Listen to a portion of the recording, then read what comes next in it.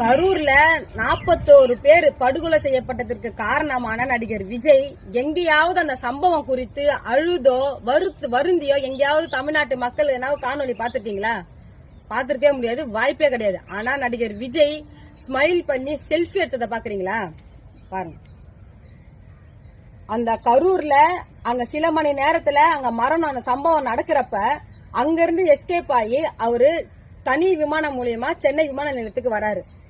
இங்க விமான நிலையத்துக்கு வந்த உடனே அவரு அந்த விமான நிலையத்தில் இருக்கக்கூடிய ஊழியர்கள் கிட்ட, இங்க பாருங்க, 90கள்ல நடிகை சங்கவி கூட டூயட் பாடுறப்ப ஸ்மைல் பண்ணுவாரு பாருங்க. அந்த ஸ்மைல் அப்படியே பிசு, அதாவது கொஞ்சம் கூட பிசுறு இல்லாம அவர் பண்ணிருக்காரு பாருங்க.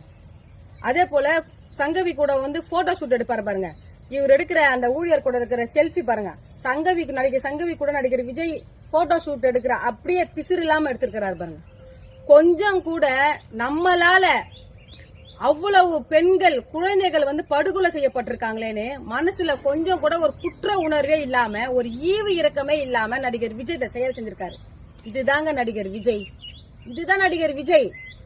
இந்த இழிவான செயலை தமிழ்நாட்டில் இருக்கக்கூடிய விஜயோடைய ரசிகர்களும் விஜயோடைய ஆதரவாளர்களும், விஜய்க்கு வக்காலத்து வாங்குறீங்க பாருங்க சில அரசியல் கட்சி தலைவர்கள்லாம் கிண்டல் கேலி பண்ணி, அவங்கெல்லாம் நடிகர் விஜய் மனித இனத்திலேயே இப்படி ஒரு குணாதிசயம் மனித இனத்தில இருக்கக்கூடாது, இப்படி ஒரு ஈவு இறக்கமற்ற ஒரு செயலை நீ செய்யறன்னு யாராவது தமிழ்நாட்டில் இருக்கக்கூட ஒரு மானமுள்ள ஒரு தலைவன், அரசியல் கட்சி தலைவன் யாராவது நடிகர் விஜயை பார்த்து கேள்வி எழுப்பி கண்டனம் தெரிவிச்சிருக்கீங்களா?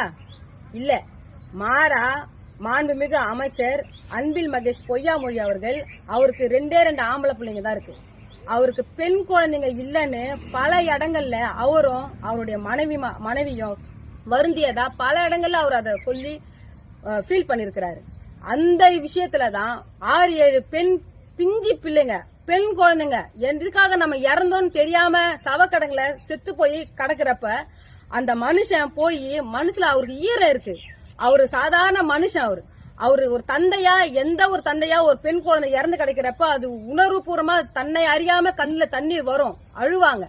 அந்த ஒரு செயலை நீங்க தமிழ்நாட்டில் இருக்கக்கூடிய சில அரசியல் கட்சி தலைவர்கள் அரசியலுக்காக, அந்த ஓட்டு அரசியலுக்காக, அரசியல் பிழைப்புக்காக நீங்க கேலி கிண்டல் செய்றீங்க. தமிழ்நாட்டு மக்கள் இத புரிஞ்சு கரூர்ல மரணம் அடைஞ்ச 41 பேருக்கு நீதி கிடைக்கிறதுக்கு நம்ம எல்லாரும் ஒன்றா இணைந்து போராடணும். தமிழ்நாட்டு மக்கள் எங்களுக்கு உறுதுணையா இருக்கணும்னு இந்த காணொலி வாயிலா வேண்டுகோள்